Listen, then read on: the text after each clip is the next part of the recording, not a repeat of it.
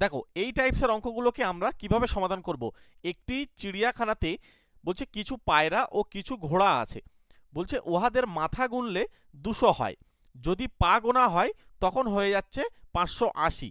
বলছে তবে চিড়িয়াখানাতে পায়রা ও ঘোড়ার সংখ্যা কত। এখন আমরা এই টাইপসের অঙ্কগুলোকে কিভাবে করব, এখানে সবার প্রথমে দেখো তোমরা, এইখানে আমরা অ্যালিগেশন পদ্ধতি ইউজ করব।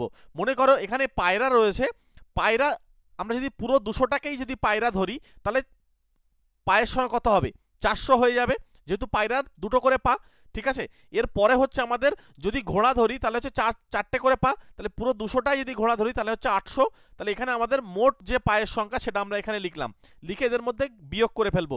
বিয়োগ করলে এপাশে হচ্ছে 180, আর এইখানে বিয়োগ করে এখানে লিখবো 220। এবার এদেরকে অনুপাত বার করো, অনুপাত বার করার সময় কাটাকুটি করে নাও, তাহলে এটা হচ্ছে 11, আর এখানে হচ্ছে কাটলে হচ্ছে 9, তাহলে 11 এখানে ইস্টু 9 এই অনুপাতে কিন্তু চলবে। তাহলে 200টাকে আমরা ভাগ করে দেবো, 200কে আমরা ভাগ করব কত, 11 বাই এখানে যোগ করো, যোগ করলে হচ্ছে 20, তাহলে 20 দিয়ে কাটলে এটা 10 হলো। তাহলে 110টা হচ্ছে আমাদের এখানে কে, প্রথমে ছিল পায়রা, তাহলে পায়রার সংখ্যা 110, তার মানে অপশান এটাই উত্তর হচ্ছে।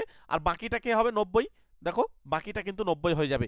নিয়মিত শর্টকাট ট্রিক্সে অঙ্ক করার জন্য তোমরা আমাদের চ্যানেলটিকে ফলো করতে পারো, এবং আমাদের চ্যানেলটাকে একবার ভিজিট করে আসো, ওখানে শর্টকাট ট্রিক্সের মাধ্যমে অঙ্ক করাই।